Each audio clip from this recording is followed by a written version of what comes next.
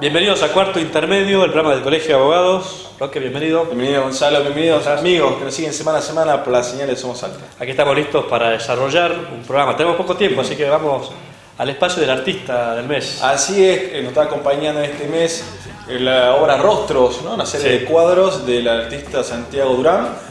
Así que le agradecemos muchísimo a Santiago por esta exposición que estamos haciendo acá. Y bueno, una obra que representa los 200 años de Argentina y también de Latinoamérica, ¿no? Una Latinoamérica revolucionaria y con los colores de todo nuestro continente. Y la propuesta de hoy, bueno, interesante y variada. Va a estar con nosotros Marcelo Vargas. Él forma parte de una cooperativa de trabajo que se llama Cabrones. Cabrones, sí. Cooperativa bueno, que tiene que ver con los presidiarios, ¿no? Efectivamente. Escuchen la nota, realmente una experiencia de vida interesante. Bueno, y también vamos a hablar de Médicos Sin Fronteras. Así es, Pablo Krause nos visitó, estuvo con nosotros. Vamos a hablar de esta organización de prestigio y trayectoria. Bueno, va a cumplir 45 años, mundial, sí, presencia en todo el mundo. Bueno, y finalmente nos va a estar del Colegio de Escribanos para hablar respecto a aquellas cuestiones nuevas que nos trae el Código Civil y Comercial de la Nación a partir de agosto del año 2015. Así es, Roque, va a estar con nosotros el escribano Miguel Anduni. Con él vamos a hablar de distintos aspectos de la reforma del Código Civil y cómo impacta en el ámbito notarial. Así es. Bueno, antes de empezar con el programa, ¿te parece, Gonzalo, que vamos a una placa del Colegio de Abogados respecto al consultorio gratuito? Usted ya sabe, si tiene un problema, ¿qué tiene que hacer, Gonzalo? Así es, consultar a un abogado. Así es. Después de la placa vamos a la primera entrevista. Ya volvemos.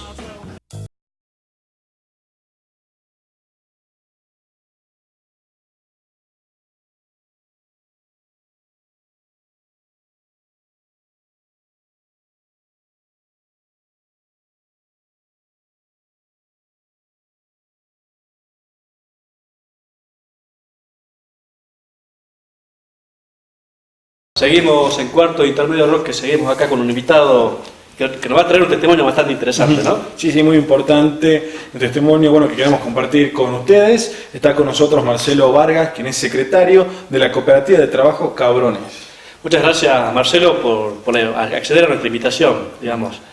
Gracias a ustedes por darme la oportunidad de contarles nuestra experiencia y que se pueda conocer esto para que se replique en otras unidades. Así. Le comentamos a la gente, Marcelo Vargas estuvo detenido, cumplió una condena penal de 15 años, salió en libertad, y en el contexto de encierro, digamos, fundaron una cooperativa de trabajo que se llama Cabrones, que es un ejemplo en Latinoamérica. Fue la segunda cooperativa de trabajo que se creó en Sudamérica, la primera en Argentina en contexto de encierro. Sí. Y contanos cuál es el objetivo y la función de esta cooperativa. La cooperativa Cabrones nace de la necesidad que existe dentro de todas las unidades penales de Latinoamérica. Desde México para abajo hay un problema de superpoblación, es más en el norte de América también. El problema de la reincidencia al delito. Claro. O sea, cuando los compañeros salen en libertad y van a una empresa a pedir trabajo, no cuentan con referencias laborales y sí cuentan con antecedentes penales. O sea que ya quedaron excluidos de la posibilidad de trabajar. El sistema los estigmatiza, en definitiva, es decir, sale con un estigma, es decir. Y eso dificulta el acceso al trabajo después de salir de la cárcel. Exactamente, no hay posibilidades para que un compañero entre a trabajar, no hay cupos tampoco dentro del Estado. El Estado no crea, o sea, ha creado una ley, pero no la ha reglamentado en ninguno de los municipios para que el Estado o los municipios designen un cupo de trabajo para las personas que tienen antecedentes, como también pasa lo mismo para las personas que tienen discapacidad. Claro. Está la ley, pero los diferentes municipios y provincias la tienen que reglamentar de acuerdo a sus posibilidades, claro. Pero no existe eso. Y es más, la ley 24660 de ejecución penal de la provincia de Buenos Aires o la 12256 a nivel nacional habla de que el sistema punitorio tiene que fomentar el trabajo y que tiene que, es más, en un artículo habla de las cooperativas, fomentará las iniciativas cooperativas. Ahora, dentro de esa ley no hay reglamentación, o sea, una cooperativa es una empresa, es un modelo de empresa diferente, pero es una empresa. tiene que facturar, tiene proveedores, tiene clientes, tiene un mercado donde competir. Para eso necesita toda la accesibilidad del sistema que lo tiene... Lo tiene que fomentar, claro, que tiene que facilitar estas condiciones. No hay reglamentación en Argentina todavía, eso que nosotros ya venimos trabajando hace más de 9 años, que diga cómo se le paga a un compañero dentro de la cárcel si trabaja con una cooperativa o con un emprendimiento privado. Claro. Normalmente, con empresas privadas esto sucede, y hay muchas denuncias de organizaciones de derechos humanos y de jueces de ejecución penal, hasta el juez Zaffaroni estuvo en un montón de cuestiones que nosotros le hicimos llegar las denuncias de empresas que contrataban a los compañeros como mano de obra barata. Ahora, contanos un poquito la historia, ¿no?, de la cooperativa, cómo nació, bajo qué necesidades, qué inquietudes, y bueno, cómo es el presente. Esta no posibilidades que da el sistema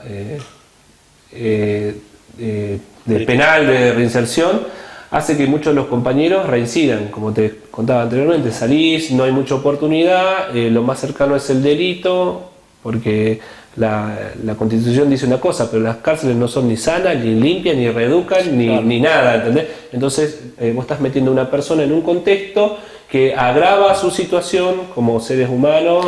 Una escuela de delincuencia la cárcel. Somos animales de costumbre. Cuando vos entras en un lugar como este, de 4 paredes, y alguien te tiene que lastimar, tu reacción es defenderte. Eso es una cárcel. Los compañeros se defienden para comer, se defienden para no tener frío, se defienden.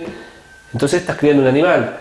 Pero la sociedad no entiende que ese compañero dentro de 5, 10 o 15 años va a salir y se va a subir a un colectivo con el hijo de ellos, claro, o con el hermano, o con el primo, o con ellos mismos.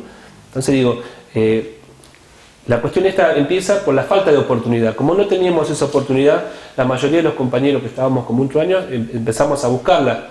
Empezamos a buscarla a través de la capacitación, la escuela, el colegio, terminar los estudios primarios, secundarios, empezar carreras universitarias. Y entendiendo y haciendo este camino de capacitación, nos dimos cuenta que tanto fuera en la sociedad como dentro de la cárcel seguimos teniendo derecho. El derecho al trabajo es primordial.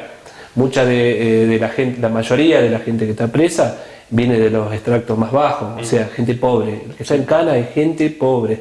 Entonces quizás es una carga para su familia y en todo ese tiempo que se está desperdiciando puede ayudar a su familia.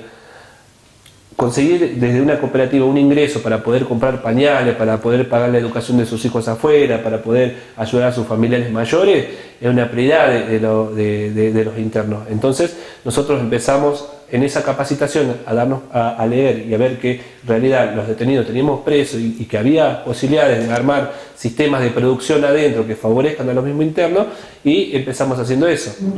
Solicitamos una capacitación al Centro de Formación Profesional que depende del Ministerio de Trabajo, la conseguimos, sí. Nos acercamos a una federación de cooperativas, FECOTRA, la Federación de Cooperativas de la República Argentina, y nos trajo el curso de cooperativa adentro.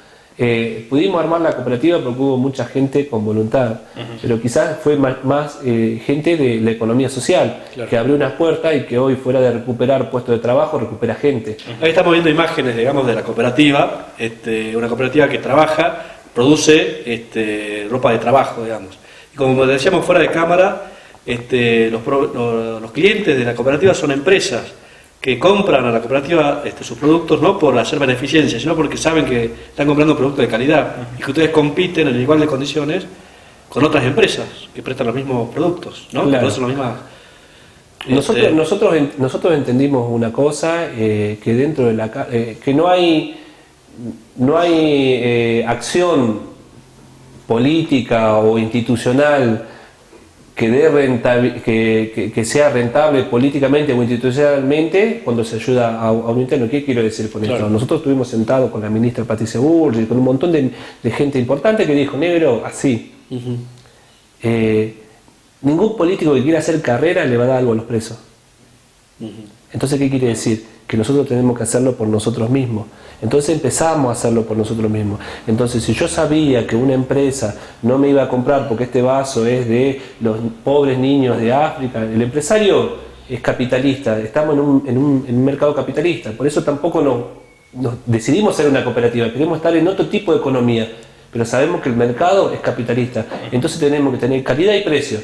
Entonces lo primero que hicimos fue esto, capacitarnos, como te dije, en el oficio, e incorporar compañeros que traen el oficio también.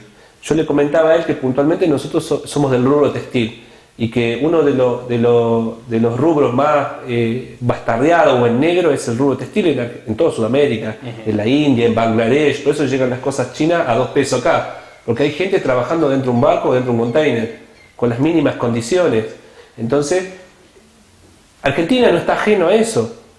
Hay un sindicato que tiene 3.000 afiliados, y yo creo que somos 300.000 costureros en Argentina. Entonces digo, es una pequeña porción, la mayoría de los talleres están en negro. Las grandes marcas tienen su oficina, el marketing, y después no invierte en el galpón, con la gente, con las cargas sociales, con los seguros, no, lo terciariza. Y en esa terciarización aparece mucha gente en negro, hay trata de personas y todas estas cuestiones. Y ahora, el movimiento que ustedes empezaron, ¿no es cierto?, con la cooperativa puntualmente, en el caso de ustedes, ¿cómo se fue contagiando y cómo lograron ustedes que se vaya expandiendo? Nosotros cuando salimos dejamos muchos compañeros adentro y seguimos en comunicación. Yo pagué 15 años y hay muchos compañeros que pagaron mucho tiempo más. Tenemos un recorrido muy importante en todos los penales de la provincia y federales también. Tenemos cooperativas constituidas en Corrientes, en Chaco, en Entre Ríos, tenemos cooperativas en el fin del mundo, en Ushuaia, la primera cooperativa Vientos de Cambio se llama, es una cooperativa de construcción. Nosotros seguimos en contacto con los compañeros adentro y empezamos a entrar a las cárceles a dar estos cursos de capacitación en cooperativa. Puntualmente nosotros una charla introductoria y mostrar nuestra experiencia que sí se puede. Y desde la federación con 2 técnicos que están, que en realidad el área, nuestra cooperativa Cabrones es responsable del área, entonces como responsable del área contratamos 2 profesionales, un técnico en economía y un licenciado en economía social, quien es el que da el curso de cooperativa obligatorio para poder darte una matrícula, pero también que puntualmente nosotros hicimos hincapié en ciertos puntos que vemos que los compañeros necesitamos interiorizar o ampliar un poco más esa capacitación para que entendamos bien qué es lo que estamos haciendo. Que el presidente es un compañero igual que yo, que no porque sea presidente levanta la mano y tiene 10 votos, no, es igual que yo, y que 5 socios del más bajo rango dentro de una línea de producción podemos levantar la mano y ese presidente se tiene que correr y se puede sentar uno de los compañeros que recién entró pero que tiene más capacidad para dirigir esta empresa. Entonces, nosotros armamos eso y necesitábamos el apoyo institucional de una organización de un segundo grado, las cooperativas son de primer grado, de segundo grado, para que nos dé un poco más de entrada el Ministerio de Seguridad y el Ministerio de Justicia. Entonces la Federación de Cooperativas, FECOTRA, fundó el área y nos puso como responsable a nosotros. Y después de eso no nos quedamos ahí, nos unimos a una confederación, un órgano de tercer grado, o sea, y tenemos más relevancia y tenemos la posibilidad de sentarnos con los ministros. En la gestión pasada estuvimos sentados con el Ministerio de Seguridad de la gestión pasada, quien ha apoyado creando un área de ayuda o de ayuda ciudadana a la seguridad, de familiares de detenidos que decían estas cuestiones que te vengo diciendo, de que los compañeros salen con antecedentes y sin referencia, de que crear las cooperativas con los familiares de afuera también incluye a la familia. Todos hablan de los detenidos, pero también hablemos de la familia. Sí, vos comentabas al principio, digamos, y marcabas ese divorcio que existe entre la Constitución y la ley y los hechos, la realidad, ¿no? Las cárceles deben ser sanas y limpias, dice la Constitución, se debe trabajar en la reinserción social, y existe legislación, existe un instituto, el Patronato de Liberados, pero vemos que no cumple esa función. ¿Cómo revertir esa situación? La cooperativa de trabajo es una buena herramienta, pero ¿qué otras? Nosotros tuvimos contacto con el Ministerio de Justicia y puntualmente con el director de Patronato de Liberados. Antes era un director, ahora está una directora del Patronato de Liberados de la provincia de Buenos Aires, que es una de las provincias que más población carcelaria tiene dentro del país. Sistemas arcaicos de control, no de inclusión, claro. Es lo único que nos planteaba. nos planteaba que estaban sobrepasados excedidos de población a quien atender y a quien controlar. No veíamos generación de proyectos o de incluir organizaciones como la nuestra para que ad honores presentemos ideas y proyectos y que después ellos los canalicen al sistema como para conseguir recursos, porque esta es la cuestión. Quizás nosotros podemos querer formar una cooperativa, pero yo no voy a ir a mentirle o engañar a mis compañeros. Claro. Esto es lo que pasa casi siempre en las cárceles. Entonces nosotros entramos y ya tenemos un abanico de gente que cree en nosotros y que ha visto nuestro trabajo, y organizaciones y ministerios. El Ministerio de Desarrollo Social de la Nación, en la gestión pasada, era uno de los ministerios que daba la posibilidad a los compañeros, después que estaban constituidos, en acceder a un subsidio para tener las máquinas mínimas para la fabricación o un subsidio mínimo para materias primas. En la capacitación del oficio, puntualmente, que si elegían construcción, teníamos acuerdo con la UOCRA. Si teníamos en la parte textil, los centros de formación profesional del Ministerio de Trabajo, o los capacitadores los conseguíamos nosotros y el Ministerio de Trabajo lo pagaba. Claro. Y el compañero que daba la capacitación presentaba todos los avales del oficio que tenía y de la autoridad que tenía para dar esa capacitación. O sea, ¿Cómo viste el sistema carcelario en Salta? ¿Cómo es la situación, lo que has visto en Salta? Nosotros tuvimos un contacto con el gobierno de la provincia hace como 2 años y realmente quedó trunco, ¿viste? O sea, nosotros nos llamaron a Buenos Aires, nos plantearon la situación, nosotros mandamos un currículum de todo el trabajo que hicimos y mostramos como material que les voy a dejar a ustedes para que lo vean y lo analicen, de todo el trabajo que se viene haciendo a nivel nacional, a nivel internacional, porque estamos trabajando con cárceles de Uruguay, con un equipo que está allá hace rato, allá está metido en las Naciones Unidas, una fundación que se llama COSPE, que es de fondos internacionales, está trabajando en la cárcel de Canelones, tiene una panadería adentro, estamos trabajando en Chile, que puntualmente el gobierno de Chile se hizo cargo, y adentro está trabajando con una carpintería enorme en el penal de máxima seguridad de Santiago de Chile. Estamos laburando y dimos todos esos avales como para... Pero también le dijimos que con los fondos que trabajamos nosotros, son fondos propios, fondos que genera la federación y que genera la economía social. Hay una confederación que designó un mínimo de presupuesto o para pagar los combustibles que nosotros usamos para ir. La mayoría de los penales de la provincia de Buenos Aires quedan alejados de la ciudad, entonces tenemos que ir en vehículos propios, las horas nosotros no las pagamos. Quizás a veces sí conseguimos recursos para las horas de los técnicos, que son un poco más especializados y que a veces viven de eso. Claro. Y el gobierno de Salta no nos contestó más.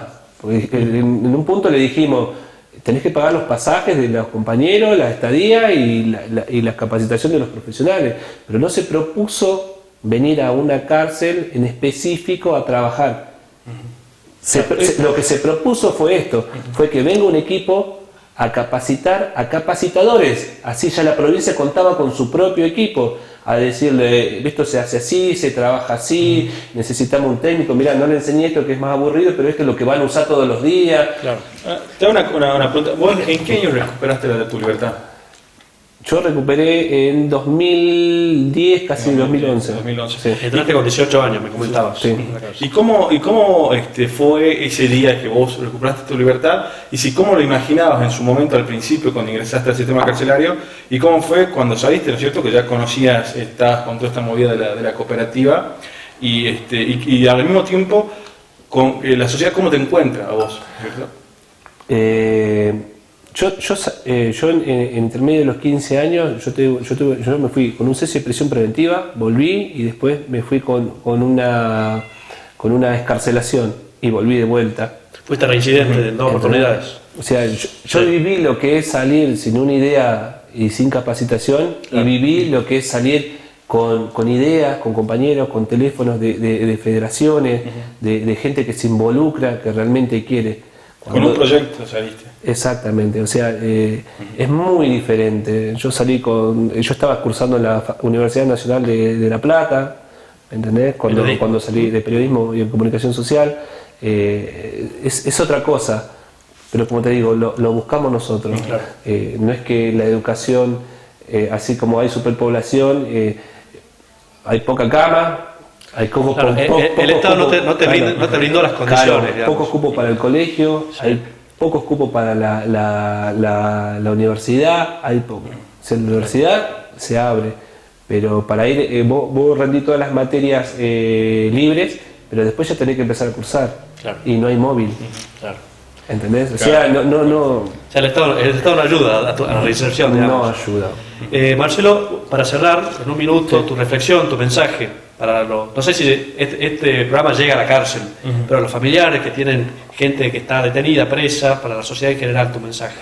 Y el mensaje es que hay que poner mucha voluntad propia, que los compañeros tienen que entender que la única manera de salir hacia adelante es su vida, tiene que ser su proyecto, que se puede, todo lo que uno quiere se puede, y que los familiares apoyen esto, que los familiares sean parte de la empresa. Uno siempre dice que quizás tiene que ayudar y quizás que nos ayudemos, porque quizás uno tiene que involucrarse un poco más, involucrar a las organizaciones, involucrar al Estado.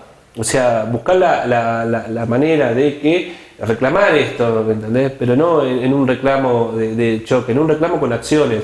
O sea, yo te mostré que tengo calidad y precio, ¿me entendés? Estoy compitiendo con un mercado, ¿por qué no me comprás vos? Que igual lo tenés que comprar en un corralón. Claro. Comprámelo vos, estás fomentando, y esto incentiva a los demás compañeros y mostrarlo. Mostrarlo para que los compañeros vean que cierto grupo salió adelante y que se puede. Haciendo lo que sea. Sí. Nosotros tenemos compañeros que hacen pagaste tu deuda con la sociedad, estás reinsertado y sos ahora un hombre útil para la sociedad. Es posible eso. Exactamente. Bueno, Marcelo, la verdad que te agradecemos muchísimo por el testimonio, por el ejemplo. Por el ejemplo. Sí. Y bueno, dejamos también el contacto a aquellos que se quieran comunicar, ¿no es cierto? Lo dejan el contacto y se vamos a poner en pantalla, ¿no? Sí. Hay un Facebook y todo, bueno, toda línea de contacto con la cooperativa. Muchas gracias. Marcelo Vargas, muchísimas gracias. Hacemos una pausa, Gonzalo, ¿te parece? Quédese en la señal de Somos Salta. Ya volvemos con más Cuarto Intermedio.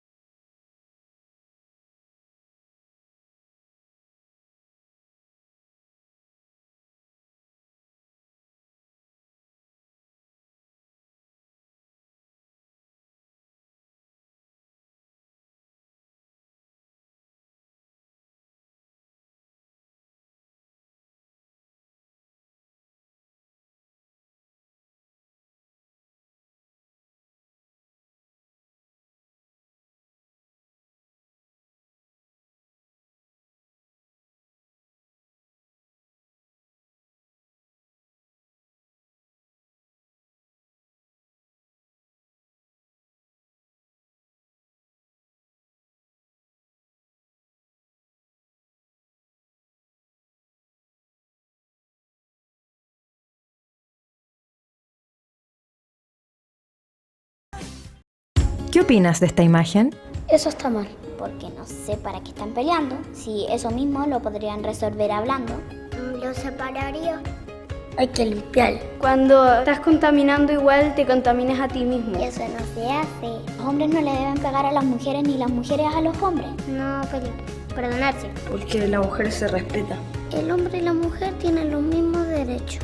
Aunque sean todos completamente distintos, lo pueden pasar bien porque todos son personas. Somos humanos, somos todos iguales. Porque no creo que una raza o una etnia o creencias como religiosas o algo así debería separar a las personas. Todos tenemos, yo creo que los mismos derechos a compartir con los demás.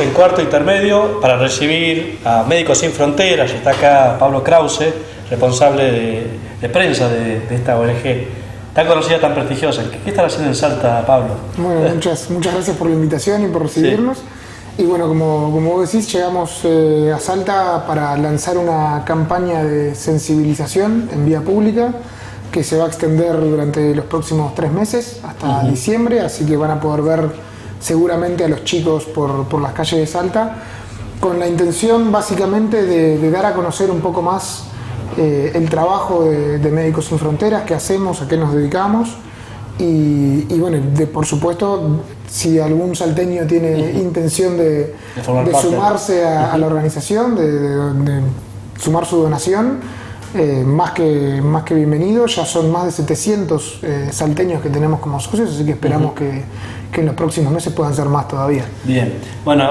conversábamos fuera de cámara de que Médicos Sin Fronteras es una institución que ya lleva años de trabajo en todo el mundo, va a cumplir 45 años en breve tiempo. Un par de meses, en diciembre. Así es. ¿Cuál es el objetivo, la finalidad de Médicos Sin Fronteras?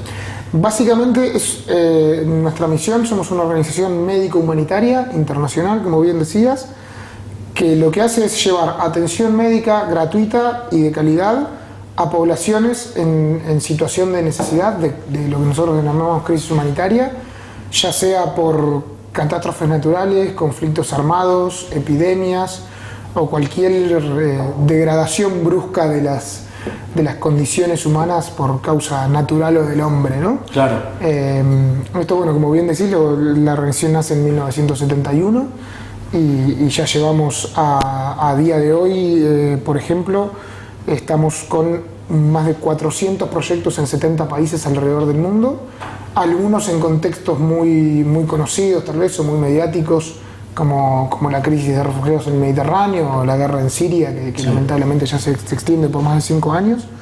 Pero bueno, también en algunos otros que a veces no se suelen escuchar tanto, como, no sé, se me ocurre en este momento Yemen, es tal vez uno de los proyectos más grandes de Médicos Sin Fronteras.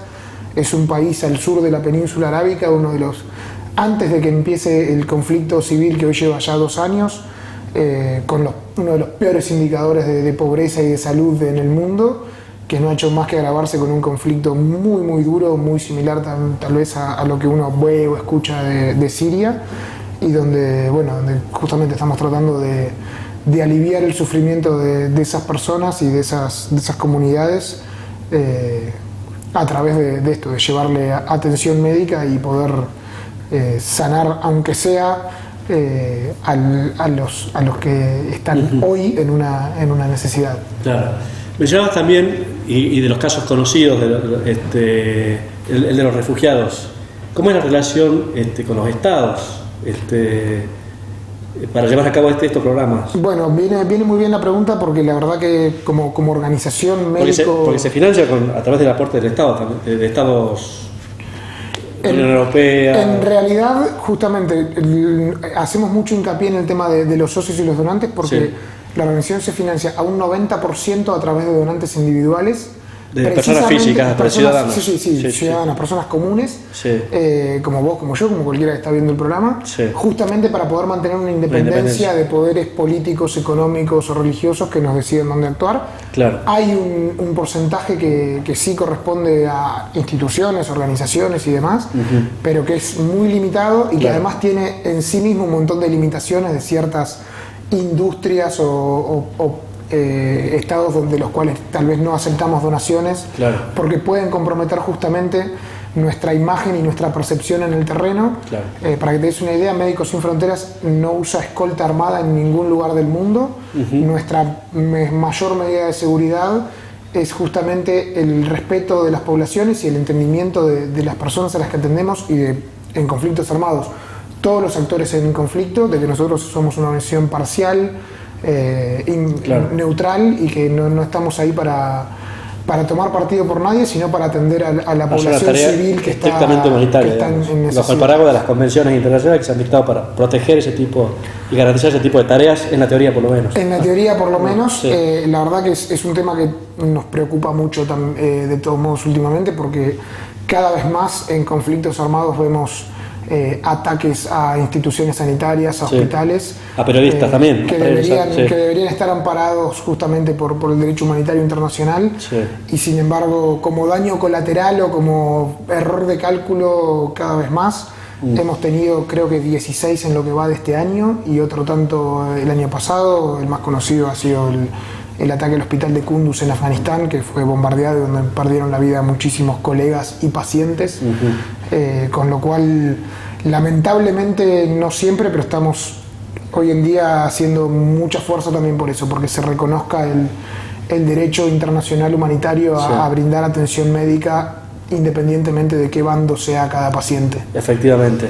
Hablamos de la relación del Estado, así empezaba la pregunta, cuando hablábamos del tema Siria, de los refugiados, y la Unión Europea, porque Médicos Sin Fronteras tuvo una conducta coherente con pero que ha sacudido a la Unión Europea, digamos, por lo menos.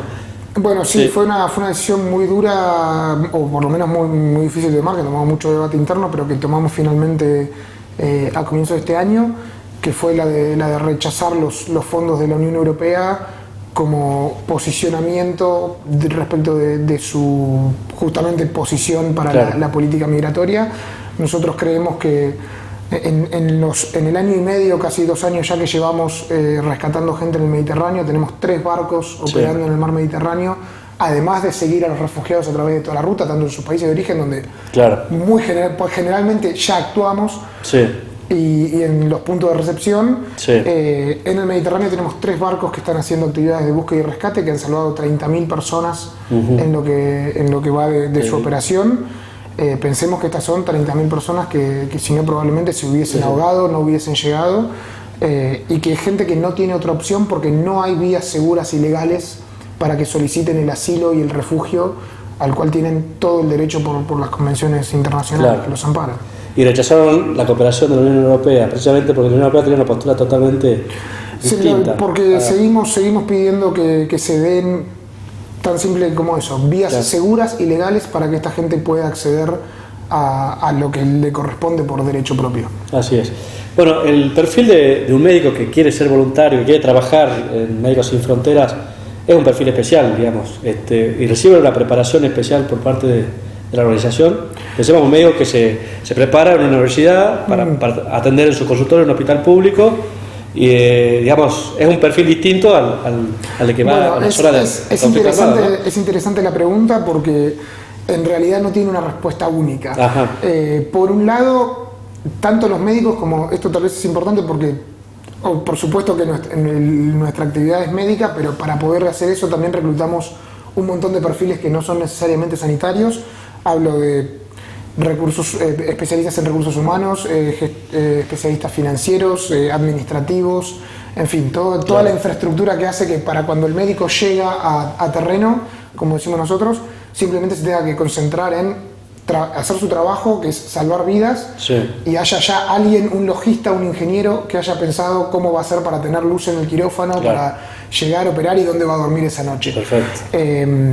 A todos esos perfiles, nosotros somos una organización que ya hace muchos años hemos apostado por la profesionalización de la ayuda humanitaria, con lo cual hay algunos requisitos previos que tienen que cumplir, entre ellos ya estar recibidos y contar con 2 años de experiencia en su rubro, pero al mismo tiempo sí se lo prepara.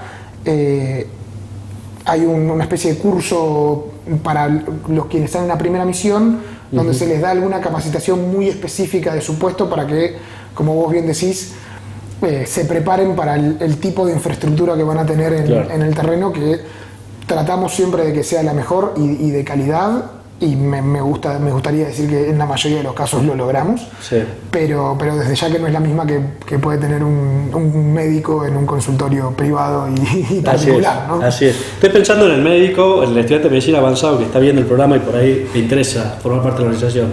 Bueno, ya hablaste de cuáles son el perfil que buscan y la formación, el idioma. Claro, bueno, muy bien que hacer la pregunta porque capaz se me había pasado, pero desde ya que pedimos conocimiento de idiomas, inglés y francés ya últimamente. Inglés y francés. Sí, primero que nada porque lo va a tener que usar para entenderse con sus compañeros. Tan simple como eso. Así como participan muchísimos argentinos y muchísimos latinoamericanos de Médicos Sin Fronteras, también lo hace gente de todo el mundo, canadienses, suizos, españoles o mexicanos, colombianos, y al mismo tiempo tenemos, digamos, unos 3.000 trabajadores internacionales, que son estos que nosotros consideramos así, que son expatriados, digamos, que viajan, pero también el grueso de la organización, y es bueno señalarlo, lo conforman más de 30.000 trabajadores contratados localmente, es decir, en los países donde actuamos, y en la mayoría son países, sobre todo francófonos en África, ¿no? Claro, bien. Con lo cual, sí, capaz que dentro de poco pedimos árabe, todavía no, pero bueno, por ahora sí, inglés y francés justamente por un tema necesario para desenvolverse en el día a día. Perfecto. Pablo, bueno, tenemos que ir cerrando la nota. Como decíamos al principio, vamos a encontrar a gente de Médicos Sin Fronteras por las calles de la ciudad, así que contando de qué se trata Médicos Sin Fronteras y también captando aportantes. Sí, si me dejas hacer una acotación muy cortita respecto de esto, los chicos van a estar en las calles, van en un chaleco identificatorio con el logo de la organización, tienen una credencial con su nombre, su DNI, y no aceptan donaciones de dinero en efectivo. Todas las donaciones para Médicos Sin Fronteras, por transparencia y por seguridad, se hacen a través de tarjeta de crédito, tarjeta de débito o transferencia bancaria. Así que es también para cuidar el dinero que nos confían nuestros socios y poder rendir cuentas transparentes de qué hacemos. Muy buena la aclaración. Y se hace entonces a través de la página de internet de Médicos Sin Fronteras, ahí encontraremos la información. Sí, seguro, es www.msf.org.ar. Y si no, bueno, durante los próximos 3 meses también los chicos van a tener el formulario y están más que capacitados para responder cualquier duda que puedan tener sobre el trabajo. Muchísimas gracias, Pablo, por tu predisposición. Por favor, a ustedes por invitarnos. Bueno, nosotros vamos a un corte y seguimos aquí en Cuarto Intermedio.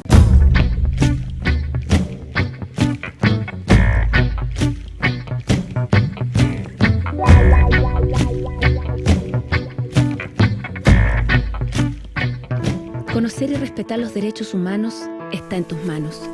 Los derechos económicos, sociales y culturales garantizan que todas las personas vivan con dignidad, acceder a una educación de calidad sin discriminación ni exclusión, a trabajar por una remuneración justa y en condiciones adecuadas de seguridad, a vivir y desarrollarse en un ambiente libre de contaminación, a tener una vivienda digna y atención oportuna de salud.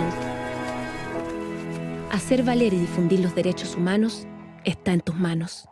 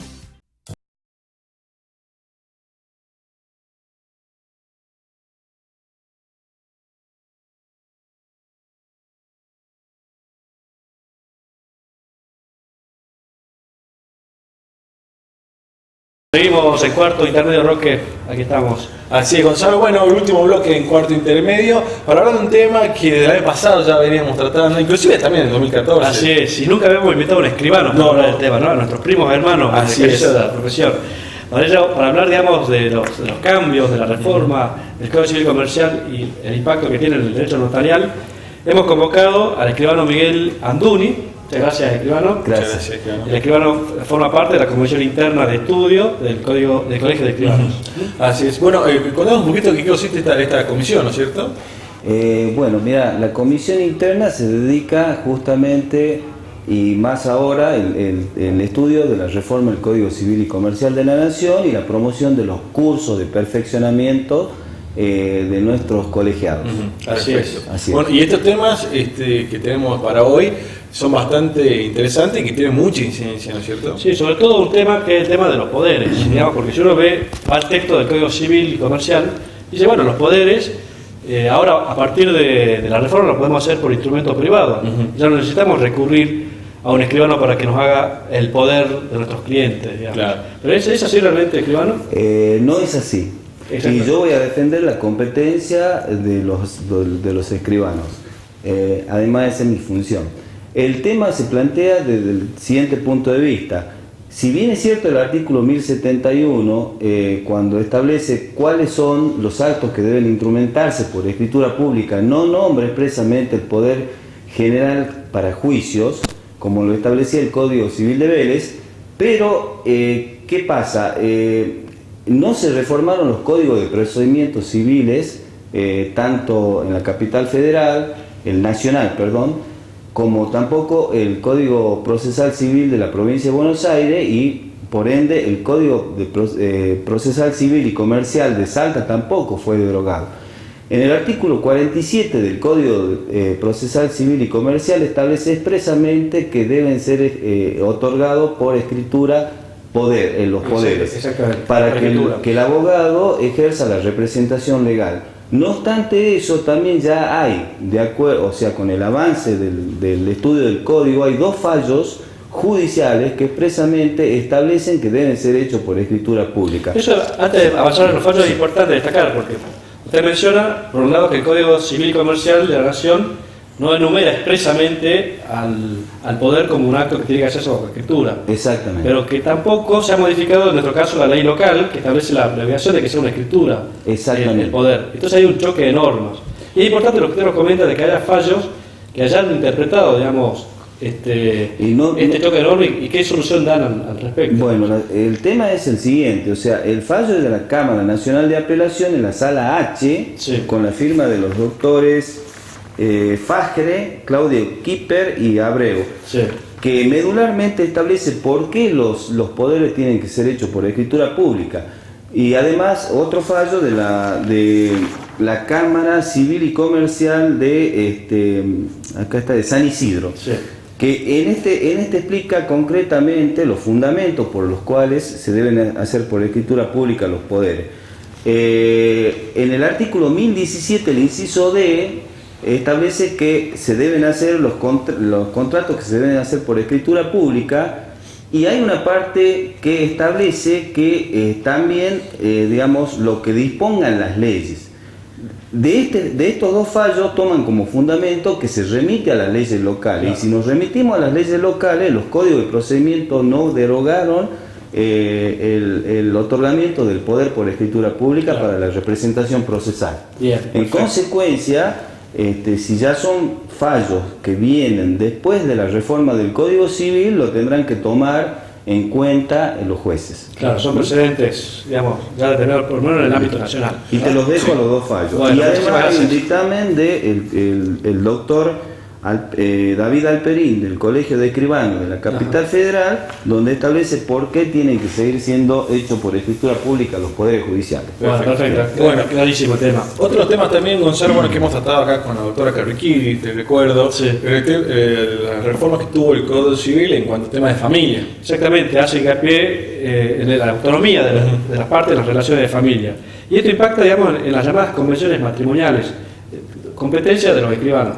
En primer lugar, ¿no? Efectivamente, el espíritu del nuevo Código Civil y Comercial hace que actualmente se deje a la libertad de los contrayentes o de las uniones convivenciales determinados pactos. Sí. Y además, por supuesto que con la constitucionalización del derecho privado que establece este código, los jueces y los abogados van a tener que controlar también el control de convencionalidad. Se controla el control de constitucionalidad de las leyes, pero hay ahora, con esta nueva reforma, el control de convencionalidad. ¿Qué significa esto?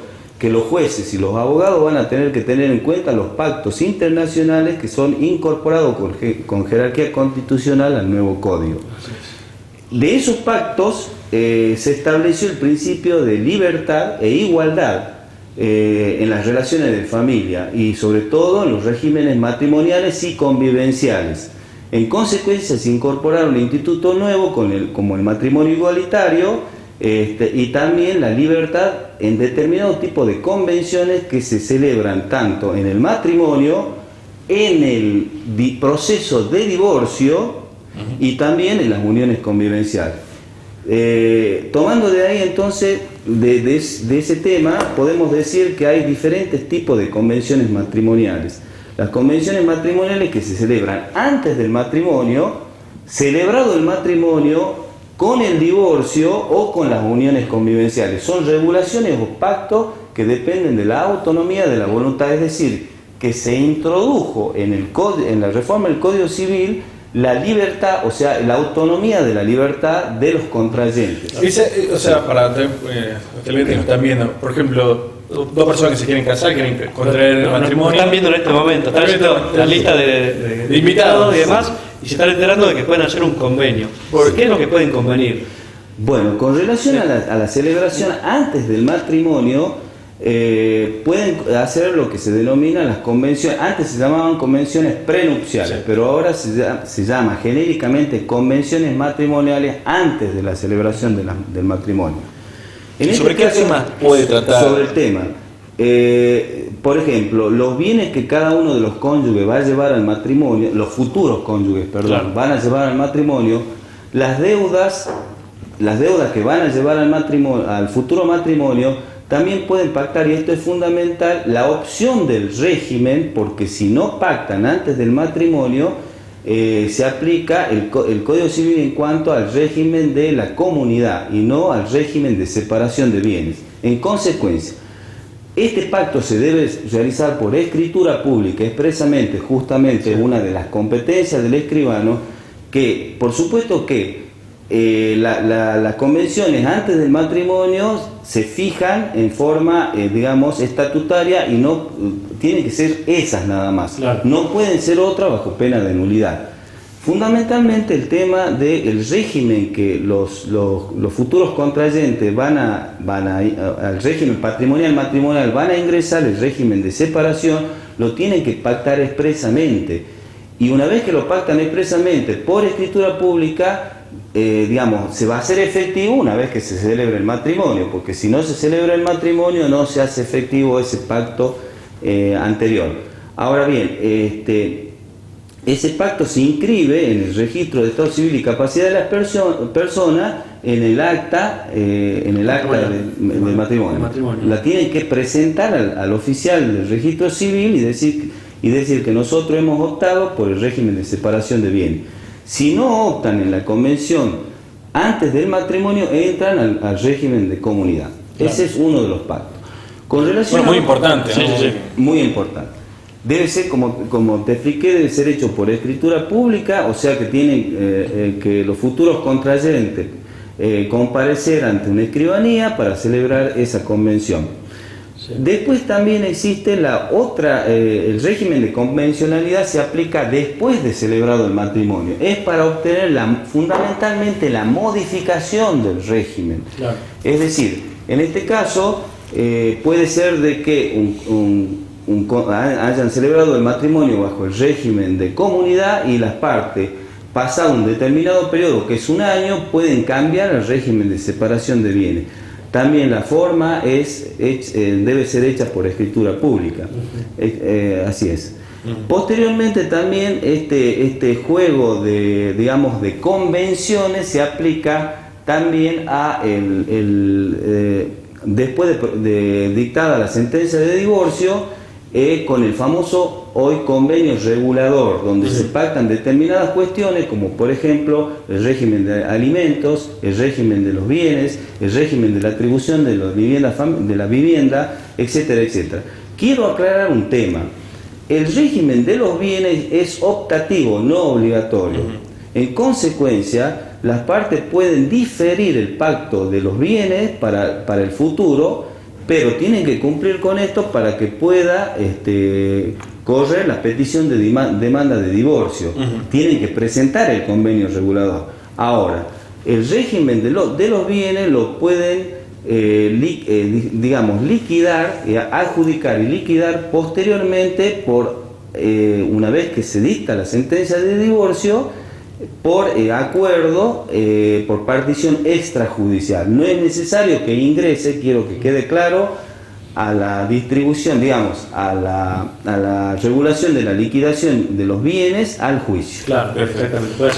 Con respecto al tema de las convenciones matrimoniales, digamos, sí, esta posibilidad de convenir, hacer convenciones antes, durante y después cuando se resuelve disolver el matrimonio, el divorcio. Exactamente. En la práctica ya llevamos un año, ya cumplimos en agosto un año de vigencia del nuevo Código Civil y Comercial.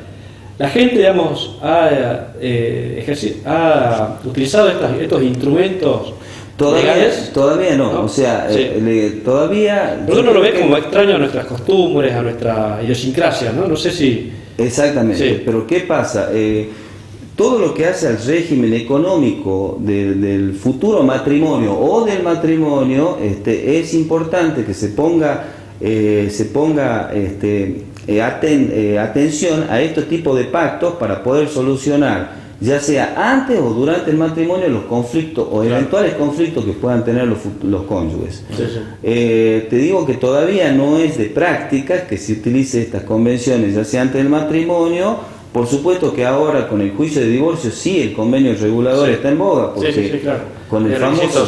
Exactamente. Pero bueno, digamos, conociendo los derechos uno lo ejerce, si no hay otra manera. Bueno, y hablando de derechos, Gonzalo, teníamos ahí, hablábamos recién de los derechos reales, ¿no? Civil 4. De Civil 4, qué materia difícil. Y teníamos ahí el número clausus de derechos reales, ¿no es cierto? Que por ley existían determinados derechos reales. Bueno, ¿qué ha pasado ahora, no, con el nuevo código? Sigue manteniéndose el número clausus. Ahora, con el nuevo Código Civil, en el libro cuarto, se establecen nuevos derechos reales que se incorporaron como forma muy novedosa al Código Civil y Comercial. Atención todos los estudiantes de Derecho, ¿no? Que están ahí a las puertas de rendir. Bien. Estamos cerca de mesa. Nosotros conocíamos los derechos reales tradicionales, el dominio, el condominio, el usufructo, uso, habitación, hipoteca, etcétera, etcétera. Ahora se incorporaron como novedad los conjuntos inmobiliarios que estaban en legislaciones dispersas, provinciales reguladas, pero se incorporaron como nuevo derecho real.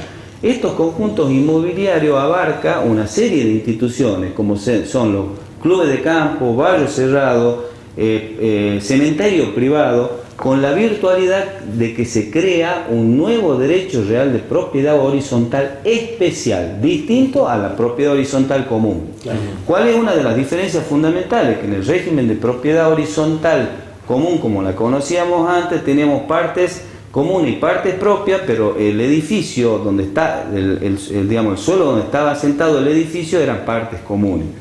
En la incorporación del régimen del sistema de los conjuntos inmobiliarios, las unidades, el suelo, son partes propias, no comunes, una de las diferencias. Otra de las diferencias es que, se van a tener que adaptar todos los conjuntos inmobiliarios en vigencia al nuevo régimen. ¿Por qué? Porque anteriormente los reglamentos estaban hechos en base a las siguientes instituciones, o era un dominio con condominio de indivisión forzosa, o existía una sociedad donde se le otorgaba a cada uno de los miembros de la comunidad una acción, etcétera, etcétera. Pero ahora se legisló bajo el régimen de propiedad horizontal especial con un régimen propio. Se estableció que en el régimen de la propiedad horizontal la persona jurídica del consorcio, que es novedoso porque ahora ya es una persona jurídica independiente que no necesita tener aprobación de la inspección de justicia, es legal, o sea, de ipso iure, cuando se afecta al régimen de propiedad horizontal y se establece el consorcio, fundamentalmente con la venta de la primera unidad sale el consorcio, ya se constituye la persona jurídica consorcio. Tiene su patrimonio propio, que fundamentalmente está constituido por las expensas o por ciertos bienes que pueden adquirir en el futuro. También como derecho real novedoso está, y esta es una institución muy buena, que es el derecho real de superficie. El derecho real de superficie no existía en el Código de Vélez, pero sí lo incorporó como legislación novedosa traída fundamentalmente de la legislación europea, donde se establecen dos planos de derecho, uno el derecho sobre la rasante y otro sobre la superficie. Son dos derechos reales distintos, que tienen una duración limitada. Uno, si es para zonas urbanas, son 70 años, y para zonas rurales son 50 años. Este derecho real de superficie establece fundamentalmente que el derecho del superficiante, o sea, el dueño del suelo, ¿no es cierto?, conserva la propiedad con el derecho de dominio exactamente como lo conocemos, pero existe una especie de desmembramiento con relación a la superficie. Y la superficie, el derecho real del superficiario corre separadamente del derecho del suelo, donde se lo puede hipotecar, se puede constituir otros derechos personales o reales sobre el derecho de superficie. ¿En qué caso, por ejemplo, es conveniente este desmembramiento del derecho de superficie? Para emprendimientos inmobiliarios fundamentalmente, a largo plazo, donde después, una vez que concluye el plazo, termina indefectiblemente, se vuelve la propiedad del suelo, digamos, se vuelve a unir la superficie con el suelo, pero o se puede pactar que se le retribuya por las construcciones al superficiante, digamos, o no. O se le puede devolver. El que hizo el desarrollo urbano. Exactamente. Bueno, ¿Sí? escribano, agradecemos muchísimo la visita, muy claro los conceptos, y seguramente vamos a estar de nuevo consultándole por otros temas. Aprovechamos también para ir finalizando y agradecerle a los amigos de Vino Olvidable por el excelente catering, Gonzalo. Así que los amigos de Gran Mula agradecemos muchísimo por el excelente catering, las ricas empanadas que están ahí y nos están esperando. Así, en nombre del escribano, saludamos al colegio de escribanos también. Bueno, muchas gracias. Hermano, digamos, así es. al colegio de abogados. Muchas gracias. Bueno, se nos acaba el tiempo, Gonzalo. Hasta la semana que viene, ¿te parece? Así es. Esto fue Cuarto Intermedio, el programa del Colegio de Abogados.